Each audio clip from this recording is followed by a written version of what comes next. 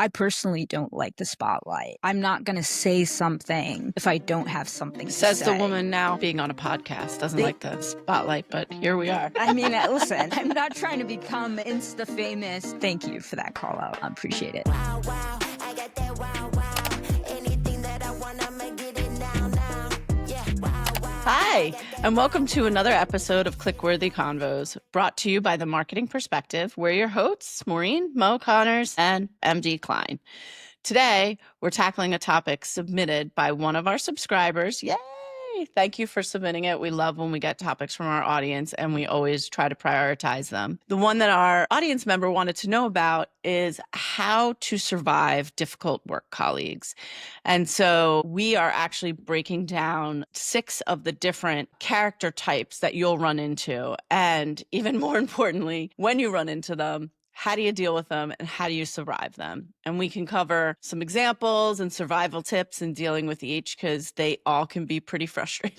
I've dealt with a full cast of all different types of characters in my career. But speaking of subscribers, I have to shout out one of our I would say number one fans. Miss Dana Towns sent us these wonderful Marketing Perspective mugs. We are now rocking merch. If you want some, let us know. Maybe we will come out with a line of merch or something, some cool stuff. I love some good merch, but it's got to be good merch. So thank you, Miss Dana. We love these. They're amazing.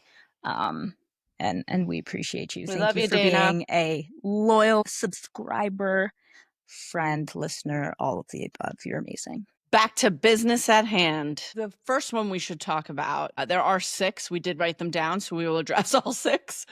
But the first one, and I think one of the ones that we hear from people that they deal with a lot is the gatekeeper.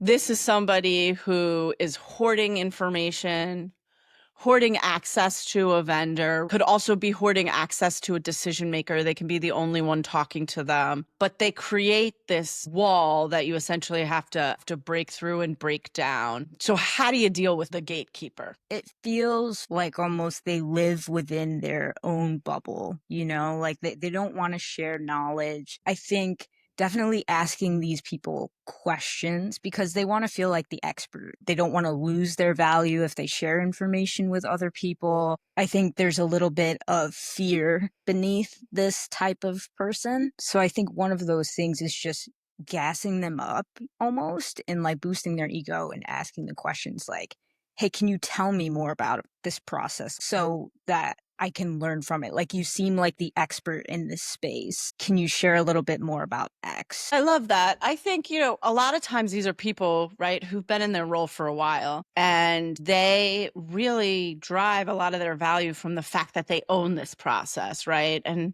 I think we've all gotten the email that says, oh, well, I own this process, and so you have to go through me. There's a lot of pride in that, and so they don't want somebody else to come in and take part of their process. I think there's also a fear for people that I've been doing this so long, like I know how it gets done. If I let Michaela do it or I let somebody else do it, like they're just going to come in and mess it up. So I'm just going to do it myself. So I think there is a lot of that, like play to their ego. Like, you know so much about this.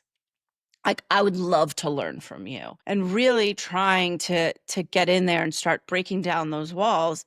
A lot of times these folks, they are overwhelmed. So, feeling like, hey, I'd love to learn from you. Like maybe I could help you out, helps them sort of deal with that inherent fear of like, they're going to mess it up. It's just going to make my job harder. I own this process. No one else could possibly do it as good as I can. Or, if you do share that knowledge and you start to educate others, they might be able to help you out, get rid of that sense of overwhelm. But then you're also a catalyst for continuous learning and helping your colleagues learn and grow and learn these processes, so that shows your value because you are educating other team members. I love that. It puts them in a leadership position. Yes. And, you know, if this is a person that's on your team and you guys have a similar boss, that could be a really good, like exactly what you said, could be a really good seed to kind of plant with your boss. I'm asking if so-and-so can teach me this. Could you just acknowledge that they're doing that and sort of going out of their way and demonstrating leadership skills in that way? I think that could go a long way. One of the other things with them is sometimes, you know, as you're going back and forth with the vendors, you've got a question, then they come back and they give you the answer, then you have more questions, right? So some of it could just be, hey, I want to make your life easier. How about if I just jump on the call with the vendor? Obviously, you need to be there because they're your vendor and you own this. I want to be able to talk to them about what we're trying to do and just kind of be there with you to make sure we don't take time delay and going back and forth multiple times. I think really showing how taking down that wall and opening up to you is going to be beneficial to them is really probably, I'd say, the key to navigating getting along with this person. So the gatekeeper, the tips are, you want to play to the ego. You know so much. I would love to learn from you, right? Give them an ability to demonstrate leadership. 2, recognize that it's likely coming from a place of them being overwhelmed.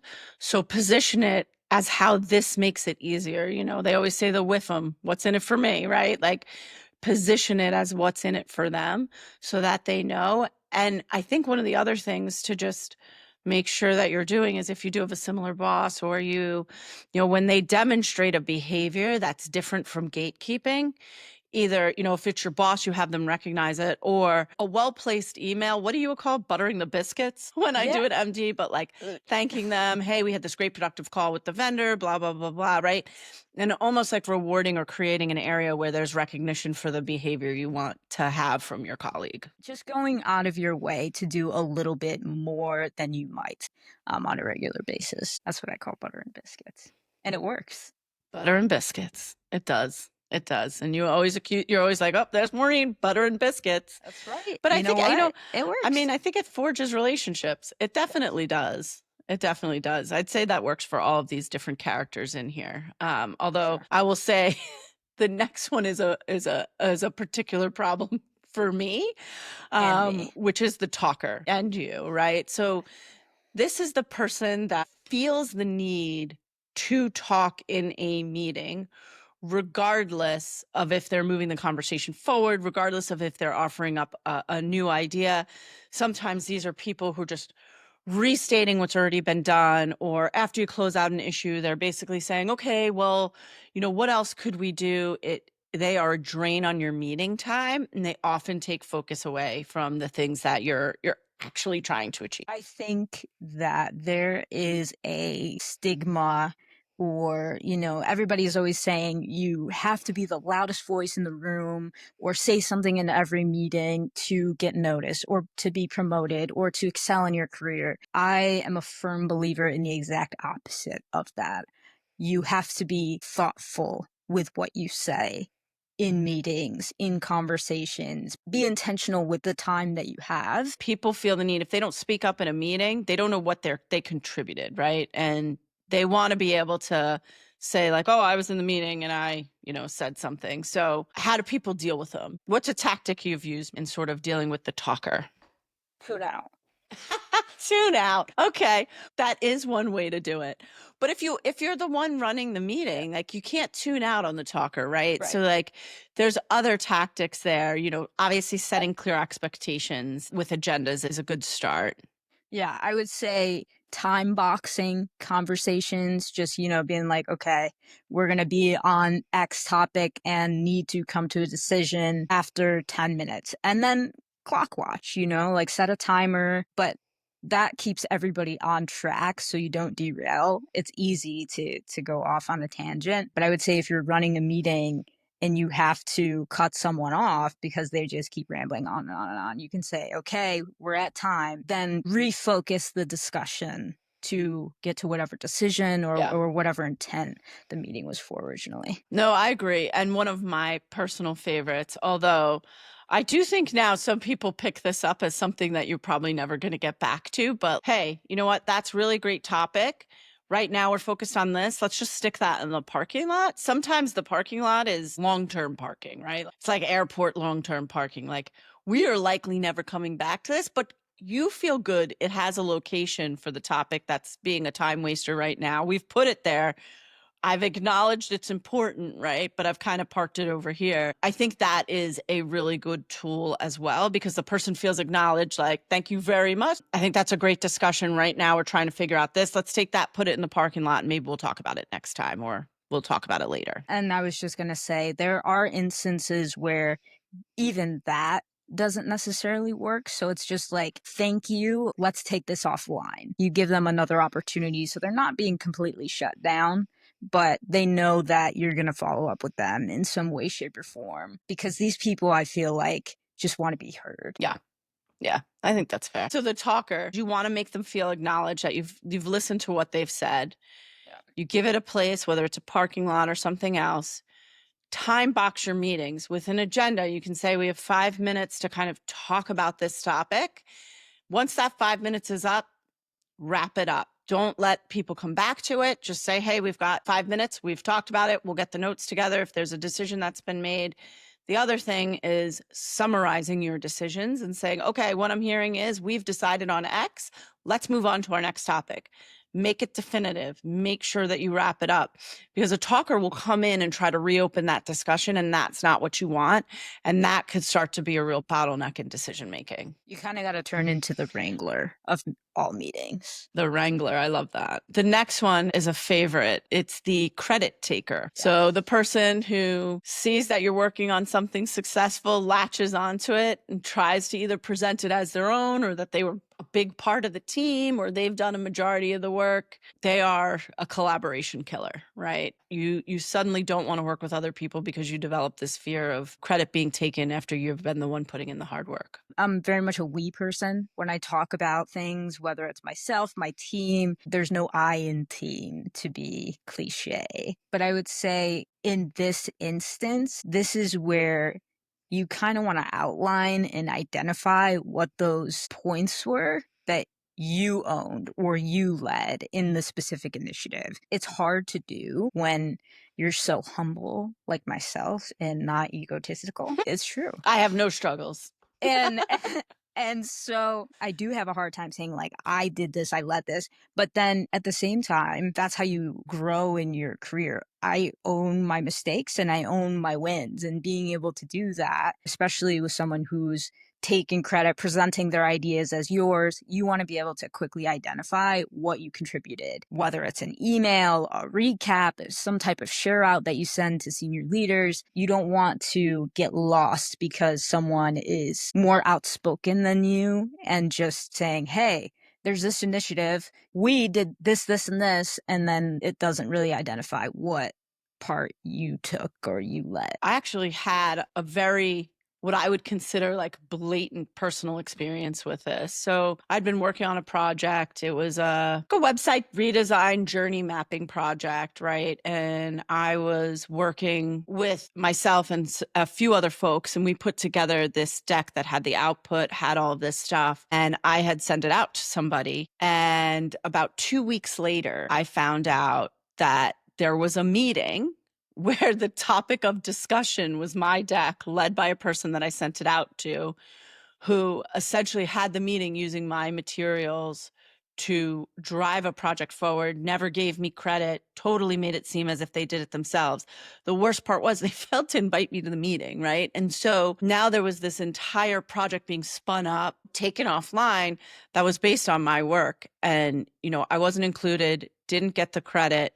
And this person really kind of like walked away with this sort of journey mapping this. And I had spent, a couple of months kind of meeting with people, driving it, doing all of that stuff. And it was a really big lesson for me on trust and understanding, even if that's putting a slide in there, acknowledging the people who helped you or something else, like there has to be, to your point, like a well-placed eye. The thing that I wish I would have done was to say to broader senior leadership group, hey, everyone, I know that the journey and some of the questions have been coming up. I wanted to share with you an initiative that I took that was to map out this customer journey, map out this website for redesign, to call out all these different places. Instead of setting it to a small group where one person in that group took it and passed it off at their own, I should have maybe either hyped it up a lot more or said, this is the work in progress. Here's what we want to use the document for. This way it would have really, I think, protected me from being excluded from that next step.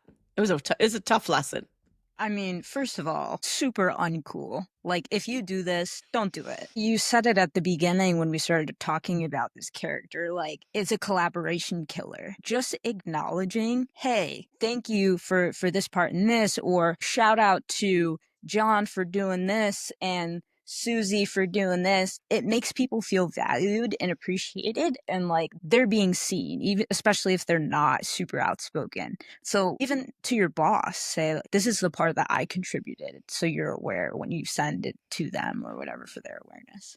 If you leave it open for the credit taker, they know you're unlikely to say, hey, but that was mine, right? Because at that point, then you sort of seem a little bit petty and you seem like you're the one that's not being collaborative, right? But it doesn't matter that, they did this thing. So if you feel like, well, I don't want to complain, like the business outcome is right. The whole reason I mapped it out was so we could get to some solutions that fix some of the problems that were happening. So we still wound up with solutions, but it moved on from something I worked hard on to be able to take credit. So I would say broadening that audience, select leaders, project check-ins. I just want everyone to know I'm doing this. Here's sort of my check-ins. I'll have something to everyone next month. And then to your point, the we and I, right? Hi, I just wanted to get everyone together to talk about this process map that I created. Thank you everyone for your feedback. We met. And here was the feedback that they had on my journey document. Blah, blah, blah, blah, right? And so to your point, well-placed we's and I's, it doesn't make you always seem like a credit taker or like an accolades grabber. I think that's really hard for people. So I say we and I's are important, and making sure people know what you're working on so somebody can't just walk into a room with your document without you knowing. Always give credit where credit's due. It's actually funny. A similar thing happened to me later in my career. And somebody who was on the meeting where a document I'd created was being set up forwarded me the meeting with, hey, I see that this meeting is about X and we're using Maureen's document. I forwarded her the meeting so she could walk us through.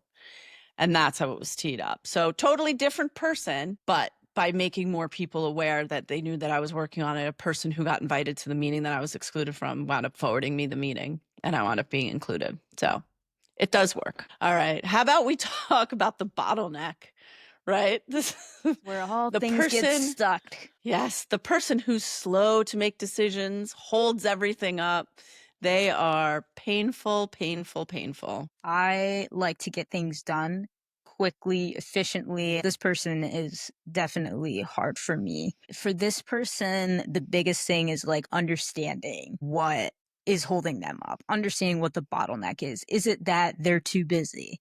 Is it that they don't have all of the information that they need to make a decision or to move it forward? Is it that they don't know what the next step is? Is it that they don't know what you want from them?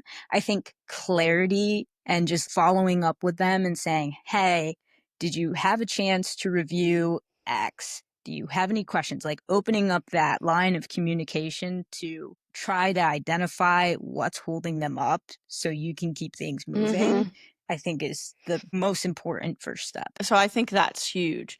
The other thing I think is important, and I see this with a lot of legal and compliance teams, right? Get to them early. I don't have something for you to review right now, but this is the project that we're working on, right? Like, what do you need from us so that when you do get it, you're not going to hold us up? I find that a lot of times giving them that information and walking them through helps things sail more smoothly on the back end when it comes to the decision point. Like, once you know they're going to hold you up, this bottleneck you've experienced before, get in front of them and prep them, right? If they're a gatekeeper to a key approver and they're the only one who can get that, this is the date we're going to get it to you. When is the time that you have on your calendar for them? And if it's far enough in advance, can you make sure you've got time on their calendar so that we can stay on track? That's a big one. Yeah, and I think letting them know what exactly you need from them. Because I know for me, I used to be stuck in meetings all day long. and I would eventually get around to reviewing work, but it was so much easier for me and I could get feedback back more quickly when I knew exactly what my team or whoever needed or wanted from me. Did they just want me to take a once over? Or were they looking for me to choose A or B? Like, what do you need from me? Because then I have to spend half my time figuring out what type of feedback I should be giving. If I'm talking about a layout and the layout's already been approved, then why am I giving feedback on it? You're just wasting my time and yours. So identifying and calling out, being clear with what you need, like, hey, Maureen, I need you to look at this, this, and this, and I would like to know this, this, and this. Makes it easy for you to go in and just look at those things and respond to those. Yeah. And the other thing I would say is, I used to always tell my team, if you get into a situation where something is stalled or not moving forward, like, let me be the heavy. You have to work with this person day in and day out, right? You report to me. I'm asking you for an update on a project. I have a peer who is likely this Bottleneck's peer, and I can shoot them a note and say, hey, what's going on? Is there something holding up this decision? Yes, it is escalating, but cautiously. And so it's me going to my peer who then, hopefully can put some pressure on to get it done. But I would say use your chain of command to kind of get awareness of the bottleneck. If you've tried everything and you're out of paths forward and you need to get something done. Escalation isn't always the most comfortable, but it definitely can be effective. Escalation, to your point, is not always comfortable because people look at it oftentimes as a negative thing, but it can be a really positive thing if you are escalating something for the sake of driving it forward and keeping it moving versus like complaining about someone or a situation or circumstance. Like, you look like a leader in that instance. You're trying to get things done and you need some help to come in and do that. I know I've done that so many times for my teams, and I said the same thing to them as well. Like, that's what I'm here for. I'm here to make your job easier and to remove barriers. So if you need things to keep moving, I'm happy to do that. Like, that's what my job is. Yeah. And the other thing could be, the bottleneck might not be intentionally being a bottleneck. I think you made this point before, like, they could be completely overwhelmed. They could have more on their plate than they're reasonably able to complete. And so sometimes an escalation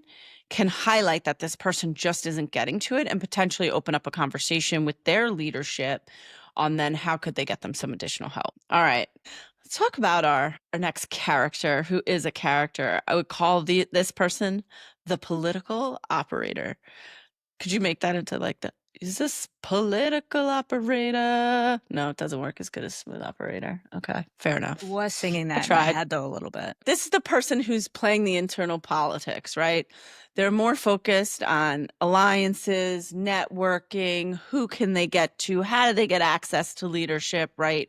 Than actually focusing on getting the work done. And this is the person that if you say something to, whether it's a complaint, whether it's something else, you don't trust this person. You know that they are out for themselves to kind of climb. And it really erodes trust, I think. And it distracts from the actual work that needs to get done. This person feeds off of drama. I can't stand drama. I always try to stay out of it. And one of the things with these people, they're trying to play the system, right? It's almost like Survivor. They're trying to survive, be the last one standing on the island and rise to the top. You never want to stray from being authentic, being yourself, and try to play different people different ways, play your chess pieces. But I would say you need to understand the organization, how it functions, have awareness and understanding of the relationships, who the key players are, who the decision makers are, those personalities, so that you can strategically be authentic. That way you know who you can talk to, who you can, lean on and support you if you ever get yourself into a sticky situation, who you can trust. The workplace can be hard to navigate. It can feel like Survivor, but you almost don't want to say too much to the political operator. Yeah, I think that's true. One of the tactics that I've used when people are trying to get me to go into the drama, which is hard for me because I love a good bit of hot goss. It's hard, but the key, right, is really staying focused on like, okay, yep, let's go back to how we're going to drive acquisitions to XXX, right? So try to keep it back to the things that are focused on driving the business forward, because that's what matters. I would say also be aware, I think, to the point you made of what are the politics. And for you as an individual, like, you do want to build a broad network within your organization. You don't want to then be, whether that political operator is your peer, your boss, something else, you want to be able to have other people in the organization that you have strong relationships with other than the political operator. It gives you a lot of outlets. Should something go south, you become part of the drama or the gossip, right? Something like that, because this political operator feels like you're not playing ball with them. So you want to really work on your network and be known for your work, not for being a distraction. I had a personal experience where I was a headline, like I wouldn't even say I was hot goss. I was a headline. HR was involved. It was a pretty crazy time for me and very hard to navigate. But it was because I didn't play into the drama and the gossip and just stayed authentically myself and had multiple people in the organization who knew me and knew my character and my integrity to defend me and vouch for me and have my back. That networking piece is super critical. I mean, I love something you said in there, which is, I didn't want to lose my authenticity. I hear a lot of people saying, I just don't want to deal with the politics. I just don't want to deal with the politics. But, especially in large organizations, the politics are there and you need to figure them out, because you want to be politically aware. Maybe you're not driven by the politics, but you need to be aware of the politics. You need to be aware of how to navigate them. And as best as you can stay out of them, but be aware of them and bring your authentic self. Like, that's how you navigate them, is you stay true to the things that you stand for, the things that you believe in, but be aware of all those alliances around you, and then build your own network who can have your back should anything happen. And then I think last but not least, the doomsayer. So this is the person who, it doesn't matter what you're bringing up, what you're talking about, they will go to the worst case scenario. That won't work because we tried that before and it didn't work, because as a leader, as somebody who's trying to do a project, like, this person can be one of the most frustrating ones. And I feel like this is a super common character that is in every business, in every department. Couldn't agree more. This one is really hard to deal with too, especially to your point, as a leader, trying to do new things brings more transformative thinking. I think I've mentioned in the past that I've oftentimes been brought into organizations to shake things up and to do things differently. And so this person also doesn't necessarily love me. But I think one of my keys to cracking the code a little bit has been positioning whatever I'm trying to advocate for or drive forward as how it benefits them, how it makes their lives easier, because I think they're comfortable. They like the consistency of their everyday.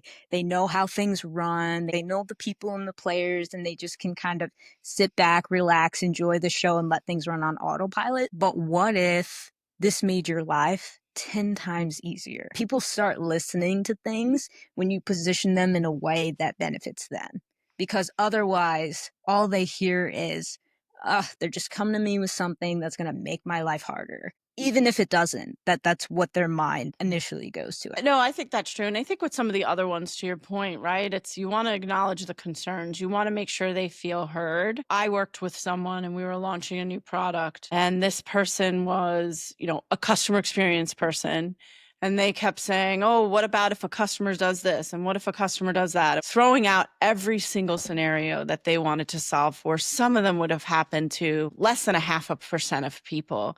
Like, at some point, it's going back and saying, look, I need you to size this risk, because we can't solve for all risks, right? You don't want to be in a risk-free organization, because then the chances are, like, you've over-engineered something, right? In projects, things may go wrong. You want to try to prevent the biggest things from going wrong. But if you can fix things on the back end, or if there's workarounds, like, you can't solve for every single 100% scenario. And if you're trying to, right, the project will drag on forever because you're going to have new builds to compensate for this one thing. I say like analysis paralysis, right? So it's like risk mitigation paralysis. And then you get to a point where this innovative product that you had is now so watered down because you've done all of this stuff that you've kind of taken the wind out of everyone's sails. So I think that is a big one that you need to realize is like, how big is this risk that we're talking about? Can you size it for me? Then you take the onus on you. Understanding the risks that you're bringing forward and you're bringing up to me, I'm willing to accept those risks and take ownership because we talk about this so much, failing to learn. If you're not willing to take risks, you're never going to learn or move forward. There's that piece of it too, like being willing to accept the risk and saying, I know what decision I'm making here and I'm confident that it's the right one for us to learn from it. I think the other thing is asking these people for a solution or to understand their why, like dig a little deeper, like why don't you think that this is possible? What are you hesitant of? Or what are you afraid of? If they can't come up with a good answer, they don't want to be pushed outside their comfort zone. So have them come to you with a solution. Be like, you know what? I'd love to understand what you think would be a better solution. If they're like, everything is great, that's when you try to reemphasize your life could be easier if we did X, Y, or Z. Buttering those biscuits again. But what you said is right. I think of it as like leadership 101, right? Where you have somebody who's just, coming at you with nonstop problems, this, and then looking for you to solve them all. Like they're not growing. The growing part is to say, hey, this is a problem and here's how I'd solve it, right? And then it's on the person like, here's how I'd solve it. Is the cost benefit of solving that risk worth it? Or am I going down the path of risk acceptance? But like as a manager, as a leader, if you have this person on your team who's just coming to you with problems, you need to turn them into a more solution-oriented colleague. You've got to push them to say, like, you can't just identify the problems. You have to propose solutions. Maybe that solution works. Maybe it doesn't, but they should be thinking and changing their mindset from just identifying risk to also saying, here's potential 5 ways to solve it. I know that I've gone, in a circle, actually, we talk with legal a lot where they said, oh, we don't like this language. You can't say it. What about the language is troubling to you? Give me the information so that I can solve it. My favorite people in legal and compliance are like, look, I'm not a copywriter. If it read more like this, that would be fine, right? So coming to me just with like, you can't say this, but here's a version, that makes for a much, much more productive conversation and less frustrating. Just kind of understanding where they're coming from and digging into the inner workings of their mindset and where their hesitation is coming from can help you unlock a way forward. Get them to manage the risk, turn them into a solution person, acknowledge the risk, but be in a position to risk accept it. Those are the keys for dealing with this group. There's so many more characters and every workplace has a unique set, but for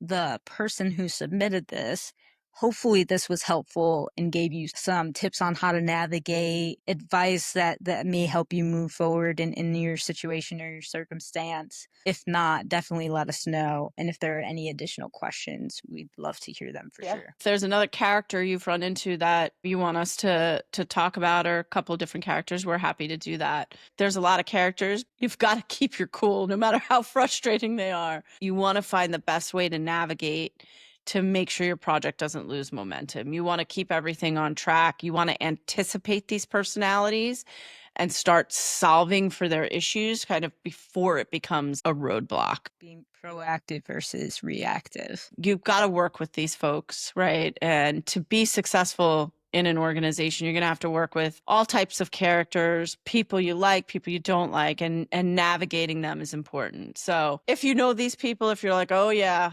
that's Susie from accounting, you're not alone. I'm sure as we talked through these, and you looked across your organization, you recognize them. And it's not about labeling them. It's about giving you tools to kind of work around them while continuing to work with them and have a good, positive relationship. If you're enjoying Clickworthy Convos, please give us a rating, like, subscribe, and share with your friends and colleagues. Listen to us on Spotify, Apple, YouTube, wherever you listen. And we appreciate you. Thank you. And submit your topics. We'll be out next week with another episode, or out later. Wow, wow.